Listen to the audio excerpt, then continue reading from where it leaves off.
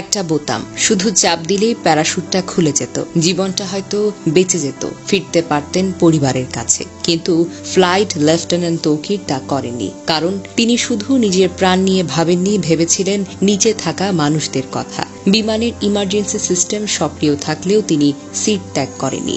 শেষ মুহূর্ত পর্যন্ত চেষ্টা করে গেছেন বিধ্বস্ত হওয়ার আগেই ফাঁকা জায়গায় নিয়ে যেতে। তিনি জানতেন তার এই যুদ্ধ বিমান যদি কোনো জনবহুল এলাকায় পড়ে আরো অনেক প্রাণ যাবে। এই সাহসিকতা, এই আত্মত্যাগ কোনো শব্দে সম্পূর্ণ বর্ণনা করা যায় না। তৌকিরের যে বিমানটি বিধ্বস্ত হয়েছে সেটি ছিল বেশ পুরনো F-7BGI, একটি যুদ্ধ বিমান যার স্থান আধুনিক যুগে আর নেই। তবুও এই বাতিল বিমান দিয়ে চলছিল প্রশিক্ষণ, কারণ দুর্নীতি আজও উড়ে বেড়ায় বাংলাদেশের আকাশে, আর সেই দুর্নীতির বোঝা বয় আমাদের মতো সন্তানেরা। তৌকির আকাশে মারা যাননি, তিনি মরে গিয়েছিলেন বহু আগে। যেদিন বাজেট চুরি হয়েছিল, যেদিন সিদ্ধান্ত হয়েছিল 1970 দশকের বাতিল যুদ্ধ বিমান দিয়েই হবে প্রশিক্ষণ, এই সিস্টেম তাকে দেয়নি কিছুই। না দিয়েছে সুরক্ষা, না দিয়েছে বিকল্প, না দিয়েছে আধুনিক কোনো যন্ত্রপাতি। তাকে দিয়ে গেছে কেবল ঝুঁকি, মরিচা ধরা লোহা আর নিশ্চিত মৃত্যু। তবু তিনি পিছু হটেননি।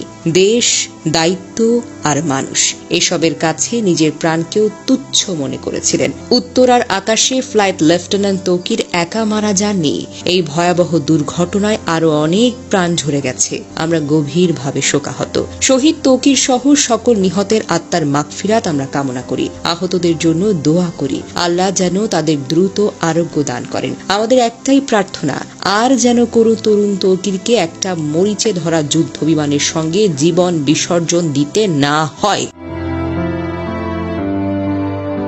দুর্ঘটনার খবর ছড়িয়ে পড়লে বিকেল থেকে রাজশাহী নগরীর উপশহরের 3 নম্বর সেক্টরের আশ্রয় নামের ভাড়া বাড়িতে স্থানীয় বাসিন্দা ও স্বজনদের ভিড় করতে দেখা যায়। বাড়ির মালিক আতিকুল ইসলাম বলেন, ফ্লাইট লেফটেন্যান্ট তৌকির ইসলামের মা বাবা ও বোন জামাই ঢাকার উদ্দেশ্যে রওনা হওয়ার আগে তার মৃত্যুর খবর জানতেন না। পরিবারের সদস্যরা জানতেন সাগর জীবিত ও চিকিৎসাধীন রয়েছেন। তৌকির ইসলামের বড় চাচা মতিউর রহমান বলেন, ঢাকায় রওনা হওয়ার আগে তৌকিরের বাবা মাকে নিহতের খবর জানানো হয়নি। গত বছর তৌকির ইসলাম বিয়ে করেছেন। চলতি বছরের ফেব্রুয়ারি মাসে বিয়ের আনুষ্ঠানিকতা সম্পন্ন করেন। তার স্ত্রী ঢাকার ব্র্যাক ইউনিভার্সিটির একজন শিক্ষক। প্রসঙ্গত, সোমবার দুপুর 1টার পর রাজধানীর উত্তরার দুর্ঘটনায় পরে বাংলাদেশের বিমান বাহিনীর একটি প্রশিক্ষণ বিমান।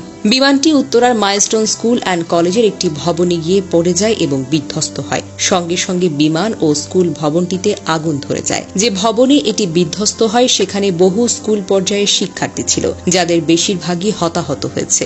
দুর্ঘটনার পরপর উদ্ধার অভিযান শুরু করে ফায়ার সার্ভিস। উত্তরা সহ আশেপাশের 9টি ইউনিট ঘটনাস্থলে গিয়ে আগুন নিয়ন্ত্রণে আনে এবং হতাহতদের উদ্ধার করা শুরু হয়। পরে উদ্ধার অভিযানে যোগ দেন বিজিবি ও সেনাবাহিনী। বিমান বাহিনীর হেলিকপ্টার করে হতাহতদের হাসপাতালে নেওয়া হয়। মর্মান্তিক এই ঘটনায় শোক জানিয়ে বার্তা দিয়েছেন প্রধান উপদেষ্টা ডক্টর মোহাম্মদ ইউনূস। মঙ্গলবার রাষ্ট্রীয় শোক ঘোষণা করা হয়েছে।